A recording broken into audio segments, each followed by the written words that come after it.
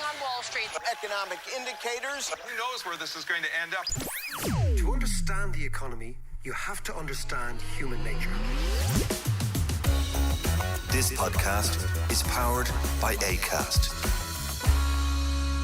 How you doing there? It is David. The lockdown is nearly over. Apparently, every time I turn on the telly now, the government is contradicting your poor fella, the chief medical officer, and he's saying, ooh, let's not go back till August. And he's saying, in actual fact, we're going back next weekend. But it does seem as if the lockdown has started to be lifted. Remember Jinx Lennon, gobshite in the house? Because there will be those people. John, how are you, my man? I'm very good. Very good. Not bad at all. No gobshites in the house yet? Oh, it's full of gobshites in our house. No, what's the crack? All good? It's all good, yeah. But, the way things are going, and when you look around, the lockdown is over already. It is over. It is over. Everybody is out and about. And in the scorching weather, like the likes of around here, Sea Point, Sandy Cove, Dollymount, Jammers. Yeah. Interesting. We're going to talk about scorching weather. Do you remember you and I going down to Sea Point when we were young fellas, and I thinking that I had the same skin as you, and I got scalded. Right. And you ended up in bed for a week. I remember that. Sunstroke. Yeah. Redzer in the sun. Blistered. Jesus. No, it's funny around here. You see all sorts in Dunleary. Yeah. Again, what I found really interesting is what's going on in the States and what's going on here and what's going on in the UK, right? I've been watching it. So the UK is kind of atrophying. Yeah. Did he do this? Are you a Brexit? Are you a Remainer? And the whole thing is seen through the kaleidoscope of where you stand on this thing. So Brexiteers want to open up quickly. Yeah. Remainers want to remain in lockdown. It's exactly the same in the United States. Trumpians want to open up quickly. Democrats, Liberals want to remain in lockdown. Liberals want to keep the health service front and centre. The others seem to want to keep the economy or perceptions. And in America, it's thrown in with this notion of freedom and sovereignty and all that sort of stuff. Well, I was going to say that the whole American thing being up in flames it's now boiling down, it appears, to a scrap, not just on civil rights and Black Lives Matter and all that kind of stuff, but it's down to a battle for the Constitution and the interpretation of the Constitution. Yeah. The First Amendment and, of course, those gobshites with the Second Amendment, like what is freedom of speech? I'm glad to see that you're very tolerant. So the First Amendment's fine, but the gobshites to the Second Amendment. I'm glad to see you don't display your politics on this podcast, Johnny boy. But you know what was interesting in the States was the fact that, and it's a really seminal thing, the American military may well be the people that protect the American Constitution over the president. And this you see in many republics. So, for example, Mattis, the former chief of staff. I was reading about that. Right? Yeah. That's the first thing.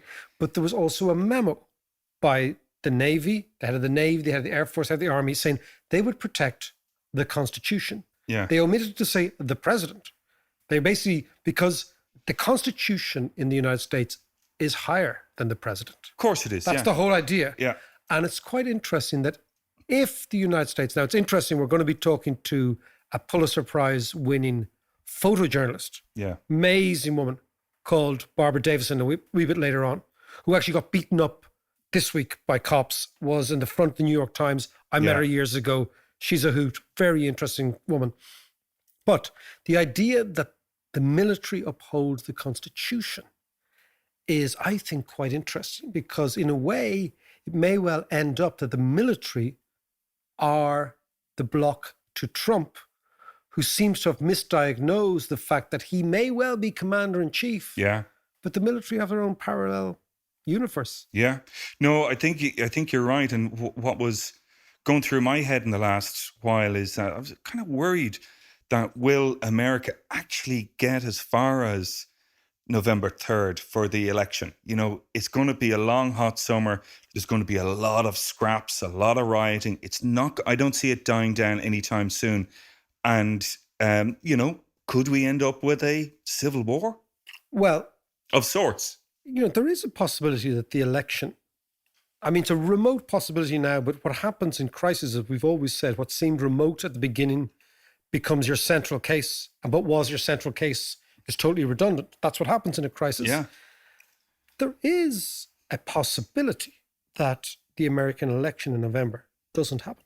Yeah, but because you have some sort of lockdown. But I mean, yeah, but come January 20th or 21st or whatever it is, Trump is out regardless of an election or not happening. well, what I think could be an interesting model for the United States, and I know it sounds weird because had we said this 4 weeks ago, you'd say that will never happen. But in Turkey, so the Turks under Ataturk, I believe Kemal Ataturk was maybe the most interesting, certainly the most dynamic, certainly the most visionary leader that the world saw in the 20th century. An extraordinary character, right? And he built this Turkish Republican constitution, which was based on science, on liberty, on democracy, on secularism, on female rights, on abortion rights, all these things really early. He was a huge believer in the 21st century, in the 20th century. Yeah. If you know what I mean? He was a real visionary. Yeah, yeah. But the army, the Turkish army, became the holders of the flame, the protectors of the constitution.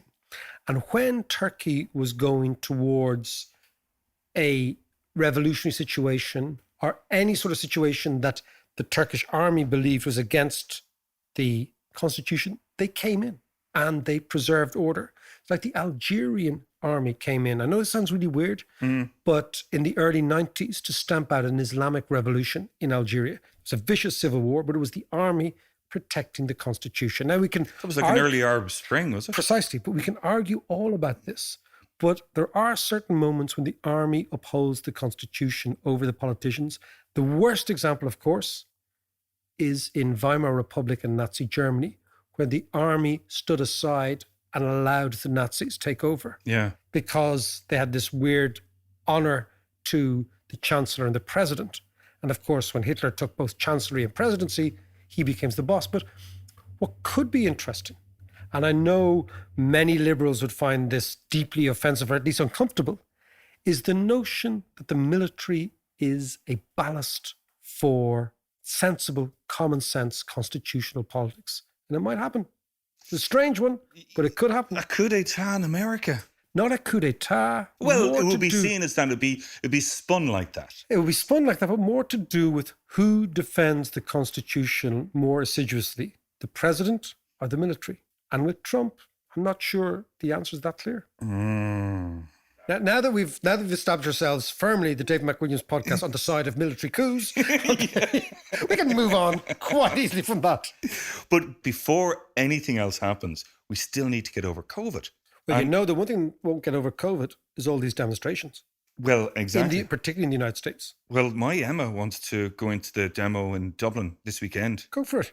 Oh, yeah, no, I'm going to. But then how do you combine a good old protest and social distancing? That's the problem. Well, I just love your look, your protest look. I've been working on it for a while. It's going to be very, you usually think, protest look is these kind of angry, scrawny. Yeah, you just don't cut it. You just don't cut it. I'm going to go in the suit. Yeah, you should. But come here. I've been listening to a lot of people during the week and reading and all that kind of stuff, as you normally do. But it almost feels like the way people are talking, COVID is some sort of time tunnel that we're going to end up back in the 80s. Yeah. What do you think about that? Well, I mean, it is, there is a sort of a back to the future sort of feel to it. Great Scott! Exactly. The DeLorean. Will I tell you a story about DeLorean? Go on. The DeLorean wanted to put his factory in Limerick. Right. The one he put in West Belfast. Yeah, yeah. And he came apparently to Dublin to discuss putting the factory, the DeLorean factory, in Limerick, which would have been a massive coup for Desi O'Malley, who was the Minister of Industry. And Desi O'Malley got the measure of DeLorean and thought, this guy's a total fraud. This guy is not really at the races. And DeLorean offered his factory to the Republic first. Yeah. And then when the Republic said, no, we don't want it, because they really That was really bizarre. Because I think they thought that this guy wasn't the real. I mean, you forget that the IDA, there was a fellow called Michael Killeen who ran the IDA years ago, and he was very clever and was very on the ball and understood what was going on in the world and understood that, yes, we needed the jobs, but not at any cost. And DeLorean went up to West Belfast, where he put the DeLorean factory, of course, took massive amounts of UK government grants. The factory was a total disaster. The provosts were in robbing parts. The whole thing was mental. Yeah. And it cost the Thatcher government a fortune. You know Elon Musk's new car, Jeep thing that he, you know, where he tried to smash the window and all that kind of stuff. It looks exactly like a DeLorean, just a kind of a beefed up Has DeLorean. it got the wingy things as well? Yeah, I think it does. But it has that same shape. And he just lifted the designs from DeLorean. Yeah, I know. I mean, the jury's out on that fella. What did he call his kid? AZ12B? Yeah, I don't know. Slap him around the place, man. But you're right about the 1980s thing, John. There is a strain in the DNA of Irish economics that is obsessed with the 1980s. So what you hear all week this week is, oh my God, we're going back to the 1980s. Yeah. Nothing could be further from the truth. The idea that you can transplant a decade, 40 years ago now, and say that's reality now is not only naive, it's really lazy. And it's what I would again call, it's a sort of a default position that is obsessed about government borrowing. Government borrowing right now is not a sign of weakness, it's a sign of strength. That's what you do when the economy closes down. Right. When the economy closes down, what happens is our spending stops. Therefore, the government spending should rise. This is what they call automatic stabilizers in economics. Okay. So when we're all spending money, tax revenue goes up, government revenue goes up, the government should stop spending and begin to save. And when we're all saving, the government should spend. That's how the whole thing's... So it works like a piston, right? Yeah. The government spends when we're saving. Why are we saving? Because we're worried about the future, and because this is now called enforced savings, because we're not allowed to spend. So what you've seen in Ireland and all over the world is a massive increase in what's called the savings ratio, John.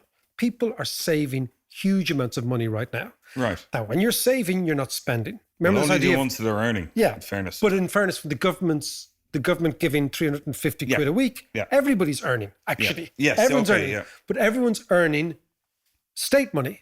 So this idea that when the economy is booming, the government saves and pays back debt.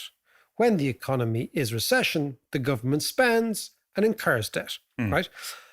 This idea that we're going back to the 80s is informed by people who are obsessed. Now, there is a generation of Irish economists who are totally scarred by the 1980s and by what they perceive as being the crucible, really, of economics, which was government debt and Irish interest rates and the exchange rate and bonds rates, etc. That's all gone. We don't have our own currency. Yeah. We don't have our own interest rate. We don't have our own bond rate. What we do have is monetary policy executed by our central bank, taking the lead from the ECB. So in a way, we're just like Mayo in the Irish Republic. If you could imagine there was, no, really, like Ireland is like Mayo. If you could imagine the Mayo economy for the ECB, for the Eurozone, we're like the Mayo of the Eurozone, okay? Right. So basically, think of it that way, right? Now, the other thing is, this economy was unbelievably backward socially in the 80s, unbelievably backward politically. I've always maintained, as you know, John, that there is a link between personal freedom, personal sovereignty, and commercial expression.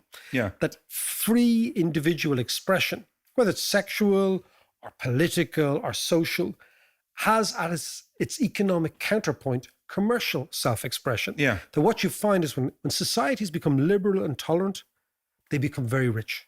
Okay, this is based on all the evidence we know, which is that once you allow people express themselves socially and sexually, you also allow the type of people who want to express themselves socially and sexually to express themselves creatively and to express themselves commercially. So if you go back to the 1980s, I mean, we remember it. Ireland was backward. Ireland was socially backward. It was commercially backward. The economy was cut off from the rest of the world. Yeah. Look at right now. Our income levels are hugely higher. Our education levels are hugely higher. Our capital transfer, the capital transfer is this idea that the multinationals came in and profoundly changed the industrial structure here. Yeah. Not like you think of your brother Dickie working in Intel for all these years. Yeah. Dickie was exposed to the highest level of managerial education in Intel, Right? Yeah, Think for about sure. it. These are miles ahead of everybody else. People forget when the multinationals came in here, 99% of managers of the multinationals here are Irish. So those guys learned and those girls learned extraordinary stuff that wasn't there in the 80s. Education, which we have immigrants. In the 1980s, 450,000 people emigrated. We were among them. Yeah, we were amongst Yeah. them. Thanks be to Jesus. But you know what I mean? Like 450,000 people emigrated. In the last 5 years, net immigration into Ireland has been 120,000 new people arriving in here. Right. So the society is completely different. If you think about the savings levels of the country are completely different. The level of income of all classes is so much higher. So, and also you think about globalization. Globalization didn't happen in the 80s. There was no globalization. Yeah. We were totally dependent on the UK, totally dependent on the UK. Now the UK is only 15% of our exports. Why? What was it in the 80s? It was the 90s? No, sorry, at independence, it was 98%. Right. So maybe 2% went somewhere else, God knows where. And then we had the Great The War. Isle of Man. Exactly. Then we decided to have a trade war with our biggest trading partner, which is not clever. Yeah. Because De Valera didn't read, he just basically didn't read the script. He wasn't a good economist. Sure. He wasn't good at it. The worst thing, he was a good mathematician and a bad economist, which is almost always the way. That's why Right, we should take maths out of economics, right? Because mathematicians believe there's an equilibrium. They believe it all can Right. work. And there's not equilibrium, it's just, as we talk, this changing market. But when we joined the EU, or the EEC, in at the time, 73, Ireland still exported 70-odd% of everything to Britain. So we were basically Lancashire or Yorkshire. Right. Just with a flag and an army Yeah. and a civil war in the north, just for the crack, right? Just to do it, right? But if you now look at what's happened now, this society, look, Ireland's economy is like Connecticut with shitty weather. No, we're like a normal American state with bad weather, big American influences, big European influences, massive immigration, extraordinary levels of education. Yes, COVID's going to knock us back, but the notion will go back to the 80s. But It's just scaremongering. Yeah, no, I understand that. But in fairness to them, though, I mean, you mentioned economic scarring and how it can actually follow through generations. I know it's really scary because scarring is this thing that they noticed in the United States, that if you leave school or college during a recession, your income is always lower than people who leave school and college during a boom. That's an amazing thing. And it's because of your... It seems kind of logical, though, doesn't it? Well, you would imagine that if you were unlucky enough to come out in a recession, that over time it'll all equal out. But actually what happens is your sense of yourself, your ability to negotiate, your sense of your own worth in financial terms is framed when you're in your early 20s, which again is kind of difficult to appreciate, but it's the fact. So scarring is a big deal in terms of this generation, which is why we need to get the economy going quickly. Yeah. We will not get it going quickly if our analysis is wrong. If our analysis is we're going back to the 80s, well, then we might as well stop. And the reason is the following, right? In the 80s, we had our own currency. We had our own interest rate. Yeah. We had our own exchange rate. And we had our own debt, right? So when the Irish government borrowed money, John, they had to borrow, we ran what was called a current account deficit. So we were spending more than we were earning in the 1980s. Our level of saving was lower than it should be, right? So we had to get other people saving to keep the economy going. Yeah. That meant we had to borrow from outsiders. Every time we borrowed from outsiders, the outsiders thought, okay, those guys have borrowed, will they pay us back? They'd say, they've got this sort of Mickey Mouse currency called the punt, which we announced in 1979. Yeah. In 1979, we announced this new currency and we tied to the Deutschmark. And we said it would be as strong as the Germans. And by 1985, we devalued by 30%. Right? Okay. So, I mean, the surprise is we didn't devalue by more. But so then foreigners said, okay, well, they're paying us back in their Mickey Mouse currency. We know they've already devalued by 30% over the first 5 years of that currency, or 6 years. So we're going to demand a higher interest rate from them to protect us from the currency devaluation. So once you start borrowing outside at a higher interest rate, it means your interest rates inside go up as well. Yeah, of course. Okay. If you have interest, we had interest rates at 15% in the 80s. You cannot expand an economy at interest 50%. Who will ever borrow anything at 15%? And then, of course, what happens is when you have those levels of interest, you get what's called capital flight, because people with money think these guys are going to tax all this money. Right. So they take their money offshore. Do you remember those Ansbacher accounts and all that? Yeah. That was all that stuff. Too, yeah. And then people who can't take their money abroad because they don't have access to these things, what do? They don't pay tax. So you get this horrible combination of mad tax evasion and capital flight. Yeah. That's the Irish story from the 80s. But so are you saying then that if we keep talking about going back to the 80s and stuff, it might actually have a detrimental effect on our multinationals that are living here, and we experience more capital flight? Well, no, I think what it would do is it would frame the discussion in the wrong way, right? We have to have a discussion about the economy. We have it every week on the podcast, right? But we need to understand what we're dealing with, right? And what we're dealing with is an economy that is really quite sophisticated, really flexible, and has an amazing opportunity to come out of this downturn. For example, I'll just give you figures, right? This week alone, the tax revenue of this state comes in. Something extraordinary happened this week. Yeah, the tax revenue of the private sector, us, has fallen. The tax coming from multinationals has gone through the roof. Oh, really? So what we're seeing is an internationalization of the Irish economy, because the multinationals, like all the pharma industry, doing well. All the services industry, all your Googles, your Facebooks, they are growing at the moment. So what we're seeing... Are we still taxing them properly? But when before? When we do, and we will do. Yeah. And I actually believe we should do this tax for equity idea, which we talked about in the past.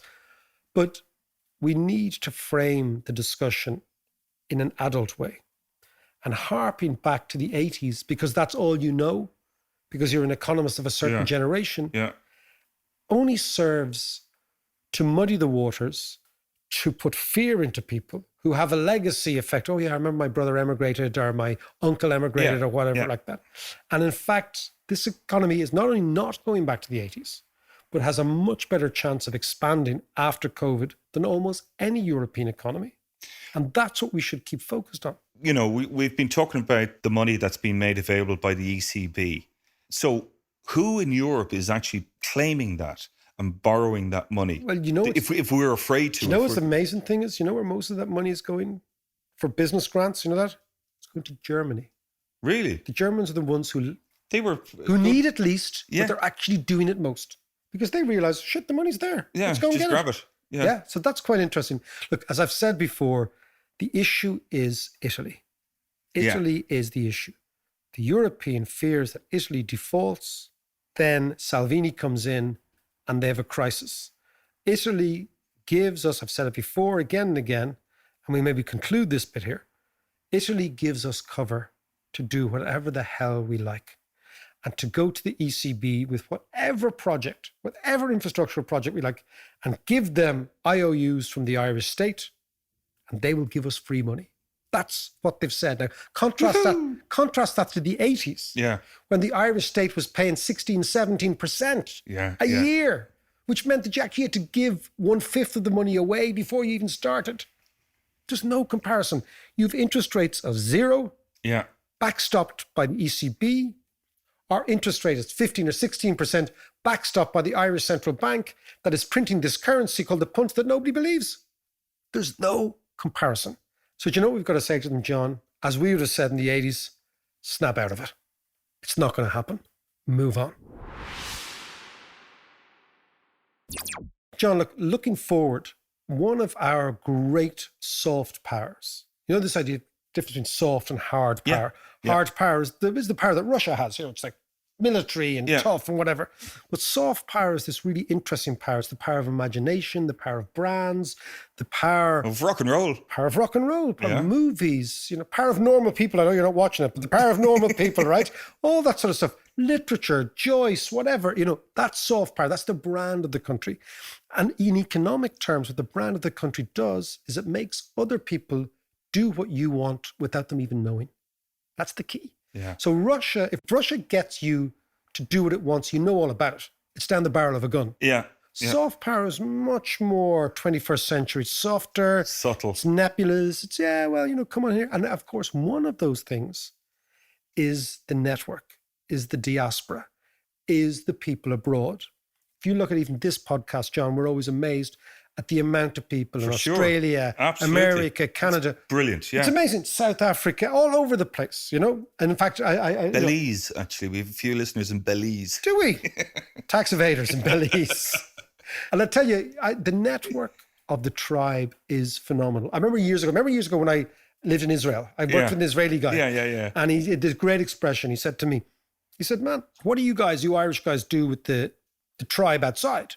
He was making the point that he said Israel would be nothing without Jewish people outside. Yeah, of course, yeah. And he said, look, that's what keeps us going, right? Yeah. And he says, every time I'm doing business in New York or wherever it is, there's usually an Irish guy or a third generation Irish guy and a Jewish guy doing the deals at the end. He says, what do you guys do, And I thought that was, and he described it as a great expression. He goes, you guys are all over the place. And I thought, he says, you're the Jews who booze. That's really Isn't that great? But his point was, you have a great network of your diaspora. Yeah. And you should use that because that's an amazing power. And it's there and it's engaged and it loves you and it wants to be part of your story. Do you think we use it enough, though? I think we are. I mean, in the past... use is the wrong phrase, but deploy it is the word. Yeah. Like in the past, we just ripped these people off in Bunratty Castle. Yeah. Remember that years ago, right? Yeah. In their tweed pants. Exactly. Now I think caps. we're using it in a much more proactive way because it's everywhere. And you see it every time if I go around, sometimes I'm asked to give talks in Irish business networks abroad. Yeah. And it's really, really impressive. So, they're on our side. And I've always thought that we should look at Ireland as the sort of recharging battery for the Irishness of the tribe. Right. That they come back and they feel part of our story and then they deploy capital and they deploy skills and people and all that sort of stuff. And it's really, really interesting that our Schumpeter slot this week will be a rather exotic slot because the diaspora can be found everywhere, even in the jungles of Sri Lanka. Let's go to it. Now, every week we have our Schumpeter slot. It's about businesses, particularly small businesses, that have been totally dislocated by COVID and have tried to change around and change their business model and try to survive the whole thing. Now, this week we have a fascinating, and you can't say we're not global. You can't say we are not tracing the Irish diaspora around the place. We're going to be talking in a little few minutes to a Pulitzer Prize winning Irish Canadian, Barbara Davison. But this time I want to go madly to Sri Lanka via Dubai, via China, via Japan to Dawn Metcalf. Dawn, how is Sri Lanka as we speak and how are you? I am very well. I'm very sad to say I'm not a Pulitzer Prize winning anything at all, but I am here in Sri Lanka in the jungle. It has been, look, it's beautiful. It's genuinely beautiful. I have access to outside. I have an amazing view of a lagoon. Every kind of animal you can imagine comes to visit. I have a pet kingfisher. I have Nina, the neighborhood heron, who comes to visit me every single morning. But it has had its challenges. The jungle does take over when left on your own for 3 months. It turns out I have no survival skills. I am not capable of doing anything useful with the machete. And that is what was needed here, David. You had a rat infestation. I did. Tell the world about your rat infestation. Oh, listen, don't even get me started. But it all came to its nadir on the day that 2 of the little darlings came into the kitchen whilst I was standing in there with 2 dogs. And they were the size of puppies themselves. So at that moment, luckily, it was also the time that the restrictions were lifted slightly. So I was able to hire a couple of guys who literally came in with machetes and rat poison and traps. They worked like crazy people for 6 days and they imposed civilization, and my life is better now and I'm very grateful to them. This is by far, Dawn, and away the best COVID lockdown story I've heard. In the jungle, machete in hand, rat infestation. It's kind of Indiana Jones. Your career has kind of been Indiana Jones. Tell me about the business. It has. You've been all over the world. Tell me right now about the business. What is it? How are you operating a business from Sri Lanka, which is based in Dubai, which has a global audience? Explain that all to me. So what the business does is training and coaching, mentoring, and then offsites. So that would be anything from me speaking at an event, which of course isn't happening anymore, to us doing a 3 or 4 or 5 day offsite, a strategic retreat, something like that. So literally overnight, the business just went to zero. I was here anyway. And then I'll be honest with you, the first 6 weeks when everything was happening, we would have been ready to go, but I made a decision not to. It seemed to me to be absolutely tone deaf to be reaching out to people and saying, hey, do you want to do some training right now? Like, that was not a good time to do that. So you went to ground and then you said enough. And then just as things were coming back up again, then the rats happened. So I had to deal with the rats, which honestly, was fairly all-consuming for a couple of days at least. And then I reached out to a girlfriend of mine who I know in Dubai. And the reason I reached out to her before I reached out to anybody else is because she had a 3-year-old and a 1-year-old. And I was like, oh my God, her life must be bloody awful right now. So I'm going to say hello. And she went, yeah, no, it's awful. How are things with you? And I said, well, from one point of view, great. From the other point of view, business is gone. And she went, oh, do you need some work? And I went, yes, please. And she said, oh, we've got budget. And that turned everything around. That turned around what I was capable of doing, but it turned around in my head as well, what was possible in the world. And we got some amazing feedback from them. And they then very kindly introduced us to some other people. And so now we're doing virtual training and we're doing it live. And we've gone from being a small business in Dubai that could really only work in the UAE and the Middle East to suddenly being able to be in everybody's living room or in everybody's face. It's wonderful. I love this. So it's a virtual business run from Sri Lanka, from an exotic village on the cusp of a jungle hideaway in Sri Lanka via Dubai to the world, training people, communicating online and the whole thing. That is fantastic. What's the name so punters can go and find you? So the best way to find us is to go to, and I'm dreadfully sorry that I have an eponymous website, but I do, is to go to dawnmetcalf.com.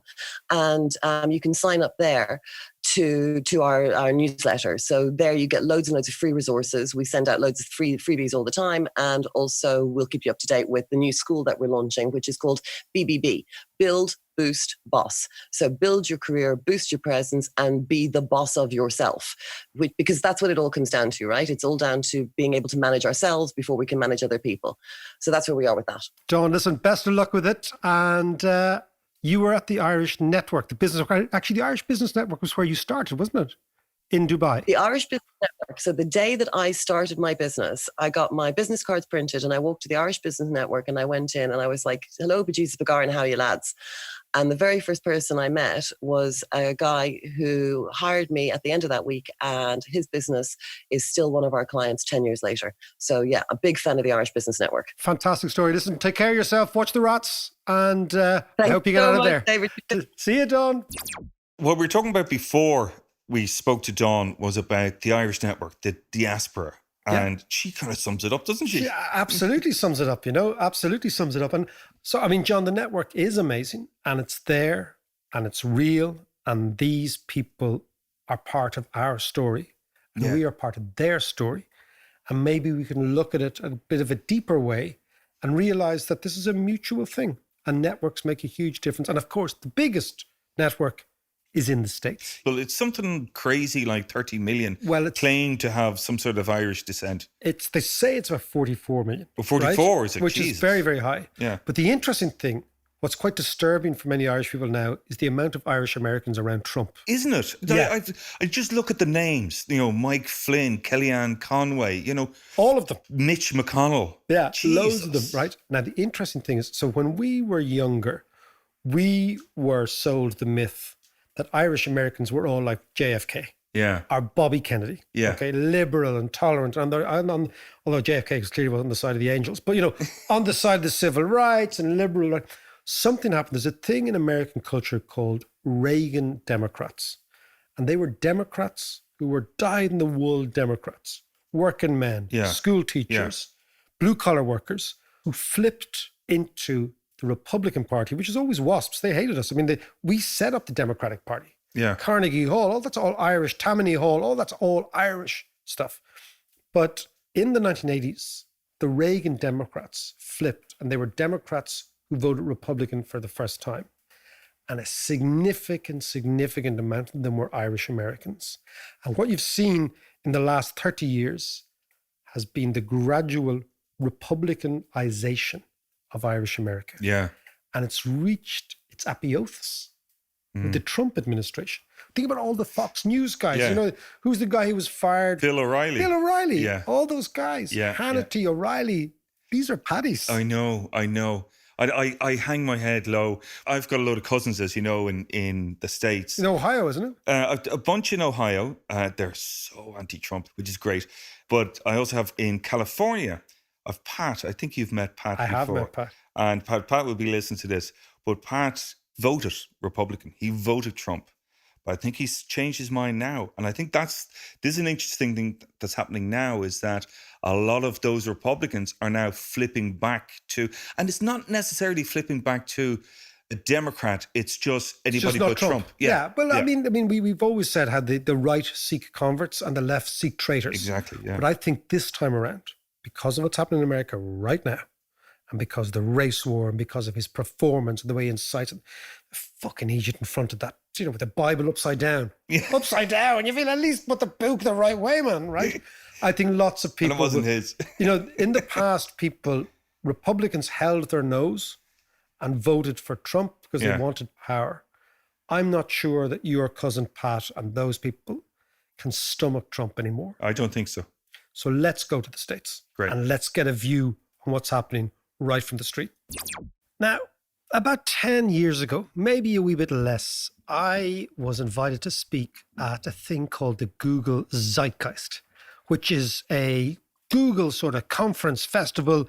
It was somewhere, Scottsdale, Arizona, somewhere I'd never been before in my life. Very, very strange collection of individuals. But one person I met there is an extraordinary person. Barbara Davidson is a Pulitzer Prize and Emmy award-winning photojournalist, photographer. She also happens to have an Irish as well as Canadian passport, where she was born in Montreal. And we had a total hoot, and we were chatting, and I was going to bring her back to the Dalkey Book Festival, and we are going to have a photo exhibition and all those sort of things, but we just never got it together. Then it was the other day, I was online and I saw the New York Times headline, and there was a Pulitzer Prize winning, Emmy award winning photojournalist, and her story was about getting assaulted by the cops in LA during these protests in the last couple of days. She's on the line now from LA. Barbara, how are you? I'm well. Thank you for having me. Not at all. Not at all. Listen, it's lovely to hear you. Listen, I was watching the New York Times. What happened? Oh, my gosh. Well, as you know, after the killing of George Floyd by the police in Minneapolis, it has sort of woken up the entire country, and people have been marching and protesting for the last week. And in Los Angeles, we've had thousands of people take to the streets, and there's been a lot of really fiery clashes between the protesters and the police and people inside the crowd who are just there to disrupt, right? And so the day that I was assaulted by a police officer, I'd say about 20 cop cars had been burned. And I was leaving one area that was sort of a relative safe area where I was working, went around the corner, and the police line started to sweep the street. So that means there's cops from one end of the road to the other, and they march together, and they move everything in their path. And I said to the gentleman after he screamed at me to get the hell out of the way, which I was out of the way. It's not like I was in his way. I said, "Officer, I'm a journalist. I'm just photographing you sweeping here." And he said, "Get out. I don't give a damn. Get out of here." And so I showed him my press pass. I said, "Sir, look, I'm a journalist. I'm covering this." And he proceeded to yell. And so I thought, whatever. And I turned away to walk away from him. So I had my back to him. And he took his baton and smashed me in the back and sent me flying. He literally lifted me off my feet. And I went crashing to the ground. And a photographer friend told me that I hit the back of my head on a fire hydrant. And, very, very luckily, I was prepared that day for an unruly possibility. And I had my helmet on and my goggles, protective gear. So I was just lying on the ground, and these wonderful protesters picked me up and scooped me up and just took me away. And then I just went back into journalist mode and started photographing a car that was on fire at the end of the street. Now, tell me, Barbara, like you and I have been chatting about the States, and we're chatting about, you being back in Ireland and all that sort of stuff. You've won the highest awards in photojournalism that there are. Right. You've seen things, you've traveled around, you've covered Afghanistan, Congo, Israel, Gaza, Kenya, China, Somalia. You've done it all. What is going on in the States, in the police force in particular? What do you think the orders are? Why do you think it has become, the LAPD has become so militarized so quickly? Well, I think there are several factors. When you have a president who says that the press are the enemy of the people, I think that gives a free pass for a lot of people who believe that. I think that police departments around the country are becoming more militarized. I think we are witnessing the erosion of democracy at this moment because journalists are being attacked. Now, we have never seen journalists in this country being attacked like we are at this time. It was just declared that one of the most dangerous countries in the world for journalists to work is the United States. Now, that is extraordinary. I have never seen that. I read that story yesterday and was absolutely shocked. But organizations are tallying up all the incidents and the assaults against journalists, and there have been hundreds.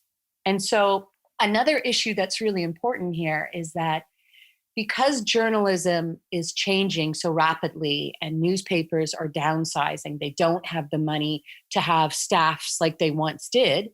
And the coronavirus is expediting that erosion because none of them are making any money. You're seeing a lot of journalists in the streets who are freelance. So you have to take into consideration that freelance photographers and reporters who are being attacked, they do not have the infrastructure that staffs have. Sure, I hear you there. Yeah, look, actually, that's an interesting point. I hadn't grasped it. That's absolutely the case. So they don't have it's the wherewithal, the backing, the legals, any of that stuff. That's right. So it's much more challenging to go out as a freelancer and cover these stories. 1, you can get coronavirus. 2, you could get your head smashed in. 3, you could have a combination and be stuck in bed for the next 6 months and have no financial infrastructure coming in.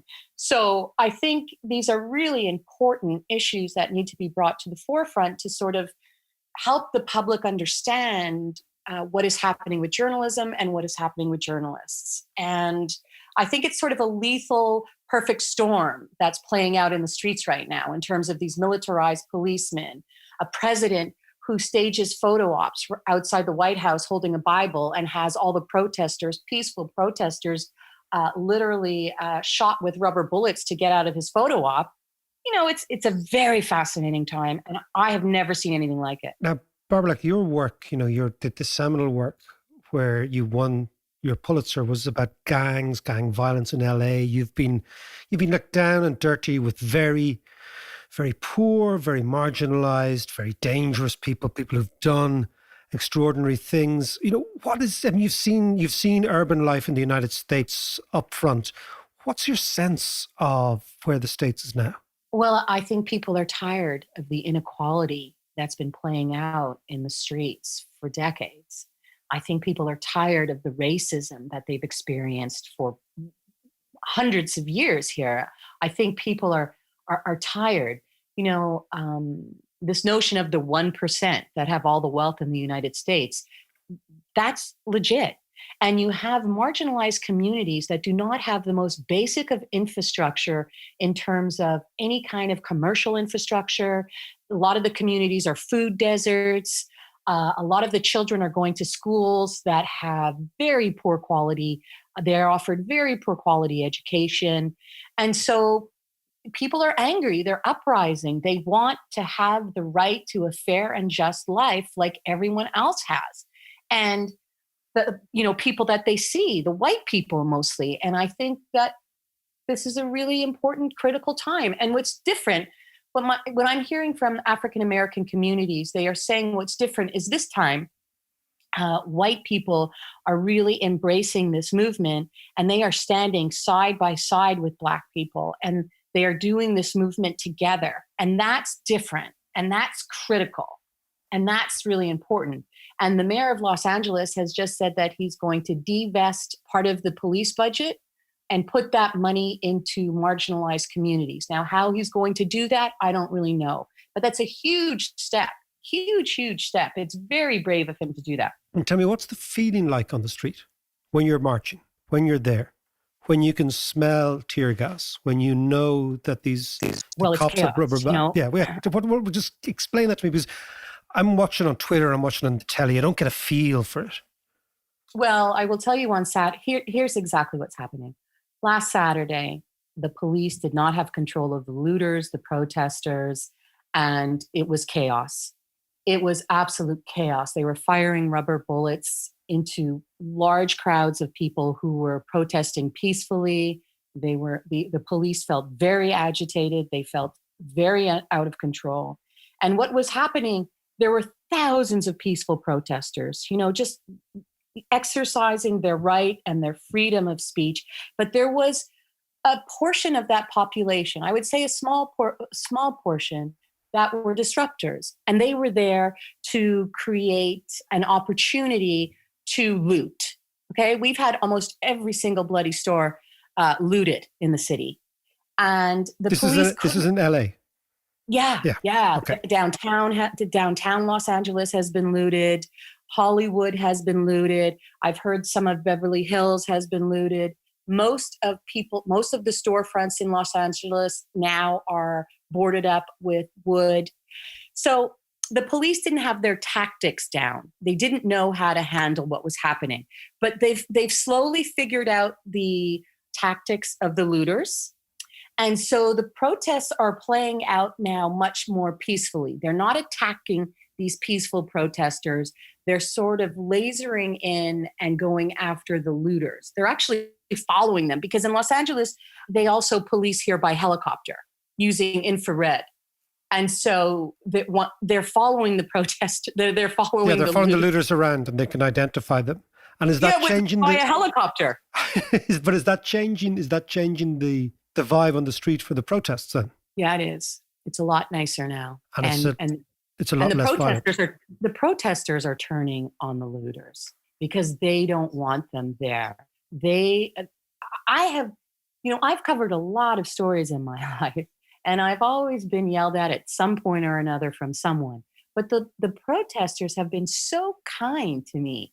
It's the police who have been nasty, which is a different experience. So the protesters are wonderful. I have to say, I feel for them. They have been beaten. They have been fired upon. They have gotten rubber bullets in the forehead.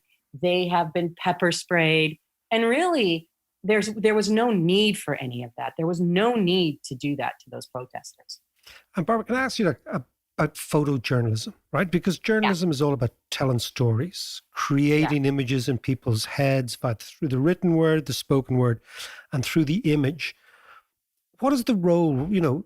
Again, I come back. You've won 2 Photographer of the Year, International Correspondent of the Year, all these awards you won. What do you think is the essence of photojournalism? Well, I think a photograph actually takes a reader into the scene of what's playing out. It helps them feel what's happening. They can emotionally connect through a photograph, which is extremely important. And let's be honest here. The visuals of George Floyd being killed by the police is what has inspired all of these demonstrations around the country. It was a visual.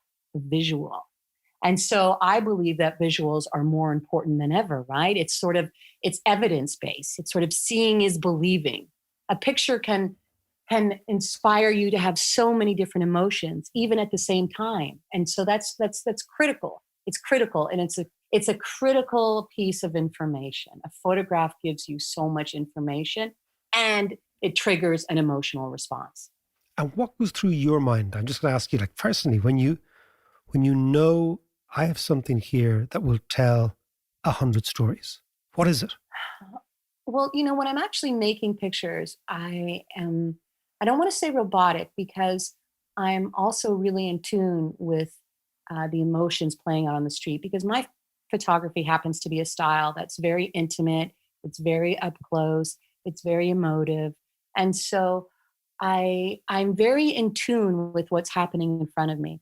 And it's then when I come home and I look at the take and I edit the pictures, that's when I really can tell if I've succeeded in my work on that particular day, if there's some sort of emotional connection that I feel to the images, because I know if I do, other people will as well, right? So I'm always looking for that connection, that image that will draw either empathy or anger or happiness or sadness. I'm always looking for something that will connect, because as a photographer, if you don't connect with anybody, your pictures aren't saying anything. They're not doing anything.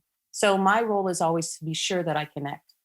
Tell me, what do you make of this, like deep fake stuff that's doctoring photos? I mean, how's that undermining you, the credibility of your art, your profession?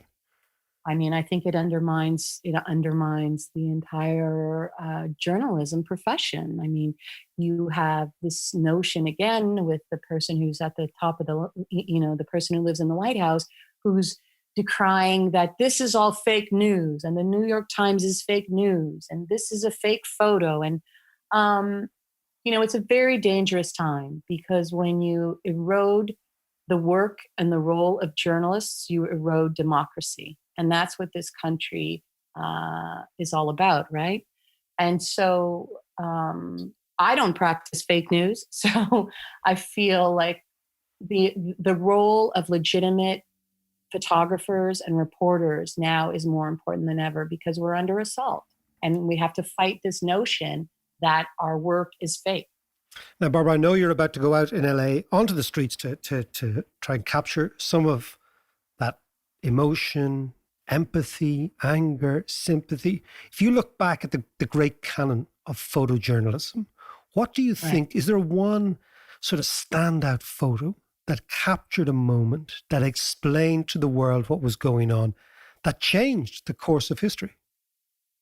That's a really good question, because a lot of us photojournalists, we talk about that amongst ourselves. And I would say that Nick Utt's photo of the napalm girl running down the street in Vietnam after being burned alive, literally, I think that is the most powerful and most iconic Pulitzer Prize winning image ever made. There have been lots of other really powerful photos, but if you were asking me to point to one image, that's the photo I think comes to my mind, and I think it would come to the mind of a lot of people. You see, there are a lot of Pulitzer Prize winning images that people would never know, right? But Nick Utt's photo of the napalm girl, I would say almost everybody is familiar with that photo of a certain age. I mean, wouldn't you? It's extraordinary when you just mentioned it, because I can see it now, and I can see it's her brother and sister on either side of her, and she's crying, and you can see the backdrop, and you can see the jungle behind them and the fires behind them. I mean, I haven't seen that photograph for years, but I know it. And exactly. I know it's extraordinary. Well, listen, Barbara, I hope to see you in Dublin at one of the cousins' weddings. I know there's 2 cousins' weddings that were cancelled. Right. Listen, I'll tell you what we'll do. Let's stay in touch. This was really fascinating. Be safe out there. We might have you back on the podcast if you'll take a call for us. And absolutely. I'll see you back in Ireland very soon. Yes, I'll be back in Ireland for 2021. And I have two cousins' weddings to get to. And you know what is so funny? I have to tell you, this is so weird. I don't know why this happened. I had a dream last night that I was having a Guinness. And I was so thrilled, because I was having the Guinness in Ireland, because it's the only place where they have real Guinness. Barbara, you're absolutely right. We're going to have 10 of them when I see you next. Take care of yourself. Okay. Well, I reckon black points matter. That's bad. I know that's bad. That is good. That is good. So what is interesting, though, in all of that, Mac, is what really worries me is how the media has been totally undermined, particularly in America. Every story is being twisted and every story is being spun out of all recognition. And, you're big into Twitter. I've gone into Twitter recently, and I've noticed you've got the enthusiasm of a novice. I do, don't I? I do. But what really bothers me about it, though, it's giving me a pain in my hole, to be honest. Because all it is is people shouting at each other and no one is listening. You actually learn very little on Twitter. But it's funny, I was trying to explain it to somebody recently about, somebody said to me, you're very chilled on Twitter, you don't react to anything. And, Twitter reminds me sometimes of, but I get loads of information for it. So let's park that and talk about that in a second. Yeah. But if you're ever, when we were kids, you'd be walking along and a fella on a bus, some young fella, roars out as the bus is going along, gobshite, right? Yeah. Okay. Or is that only at you? It's only at me. But so you have two choices. Either you ignore it or you chase the bus, wait till it gets to traffic lights, get on the bus, go upstairs and say, I'm not a gobshite, you're a gobshite. So think about that, right? Yeah. So that's what it is. Yeah, right? it is. Yeah. And you shouldn't react to or get drawn into these ideas. I think Twitter is an amazing information service. Yeah. But your point is right, which is the idea, like it's interesting talking to Barbara there about great photographs. Yeah. Who gets to tell the story? How the story is told, how the story lands. The media have extraordinary power still to create the right story, to tell the truth, tell it as best we can. I mean, I've been in the media for a long, long time. Yeah, but hang on. Truth is one of those things that is being totally undermined as well. As they say that the first casualty of war is the truth. But this has been around for millennia. Yes. Like, for instance, let me take you back, Mac, to 4th century BC. Okay. In the Persian Empire. It was one of the biggest empires in the world, stretched from India all the way to the Mediterranean and from the borders of Russia, what is now Russia, down to Ethiopia. And it was set up by Cyrus, wasn't it? Cyrus the Great. Cyrus the Great in about 500 BC. He conquered all this land, which included all the Lydians and the Nubians and all these guys. But the difference with him was that, unlike the Romans, he allowed, for instance, the Lydians, who were based in Turkey, to be Lydians. He didn't want everyone to become Persian, like the Romans wanted everyone to become Romans. So it was an incredibly tolerant empire. But the downfall, it was only around for about 250 years, but the downfall of the Persian Empire was they had scraps with the Greeks. The movie The 300 and all the rest. And they're always portrayed as being cruel and arrogant. And all this image of the Persians came from the writing of history, which was written by the Greeks. A fella called Herodotus. Herodias. But I think you are right about the Persians, that whoever writes the history owns the narrative. Yeah. Whether it's Donald Trump, whether it's Cyrus the Great, whether it's Alexander the Great. And Alexander the Great was the exemplar of rewriting history. He was also the exemplar, John, of using money to rewrite history. Oh, right. Okay. Because he put his head on all the coins. And everywhere he conquered, they issued Alexandrian coins, which kind of reinforced, it was a form of propaganda. Yeah. Yes, you could spend it, but it was also saying, I'm the boss. Yeah. I'm the dude. And ever since then, think about it, coins have had the pictures of kings on them. That's amazing. Because all the way through. That story written by the Greeks lasted for millennia. Still lasts. Well, it still lasts, but in the 1930s, when they excavated Persepolis, which was the capital of the Persian Empire, it's in the middle of Iran now. And we're talking about pictures with Barbara Davidson there. Exactly. Like who tells the story and how do you tell it? Exactly. And in Persepolis, they found all these beautiful, really detailed reliefs of all these people coming to Persepolis to make offerings. And the thing about the Persian Empire, it was the complete opposite to what the Greeks stated that it was. They stated what it was. Look, I'm going to say something which sounds unusual here, but the first thing is, for the vast majority of recent human history, post-urban humanity, the idea of nation states is very, very new. Very, very new. In fact, the proliferation of nation states in the 1950s was phenomenal. That's when nation states were created at the end of empire. Right.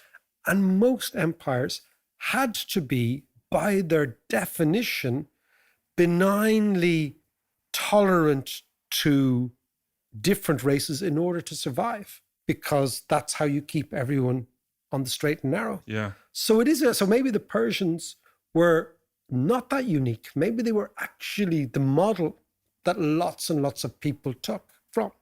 But what is now fascinating is that empires do ebb and flow. They peak and they trough. You do get a feeling that the American empire is peaking and beginning to decline. You do get a feeling that these riots are part of an overall narrative, an overall story, that they're almost like punctuation marks in a sentence which leads into a paragraph, which leads into a chapter, which is the decline of an empire. And that's when empires kick out. And the interesting thing, John, is they first kick out against foreigners and then they kick out against themselves. And that's one to watch. This one's for Patreons, and if you're not a Patreon, sign up now, because we have a new addition to the podcast, which comes from lots of people asking me questions every week on Patreon about various things in the economy, in the society, in finance, in economic history, etc. It's called Ask Mac, and it's basically your chance to ask me the questions and then us to have a dialogue and a chat and a conversation together. So you can find it at patreon.com/David McWilliams, Ask Mac. Looking forward to chatting to you.